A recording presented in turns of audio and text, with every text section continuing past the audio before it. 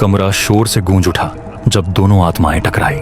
एक धुंधला रोशनी वाला कमरा जहां परछाइयां असामान्य रूप से हिलती है। टिमटिमाती टॉर्च की हल्की रोशनी में रवि के पीछे एक लाल साड़ी पहने भूतिया आकृति खड़ी है। उसकी खोखली आंखें अंधेरे में चमक रही हैं।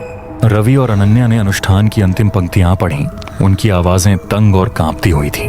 एक उज्जवल प्रकाश की चमक के साथ दोनों आत्माएं दहशत में चीखते हुए अदृश्य हो गईं। हवेली कांपने लगी और ढहने लगी, लेकिन रवि और अनन्या जैसे तैसे बाहर निकलने में सफल हुए। जब सुबह हुई, गांव वाले रवि और अनन्या के चारों ओर इकट्ठे हुए। उनके चेहरों पर आश्चर्य और राहत की मिश्रित भावनाएं भी थीं। हवेली अब नहीं रही। चाचा प्रताप ने सिर झुका दिया। तुमने हमें इस शाप से मुक्ति दिलाई है। लेकिन जैसे ही रवि और अनन्या कार में बैठकर निकलने लगे, अनन्या ने रियर व्यू मिरर में एक पल के लिए देखा। उसे लगा जैसे उसने मलबे के बीच एक लाल साड़ी में खड़ी एक आकृति देखी हो और पायल की हल्की झंकार सुनाई दी। वह आवाज उनके कानों में लंबे समय तक गूंजती रही। एक डरावनी याद कि कुछ साए कभी पूरी तरह से नहीं जाते।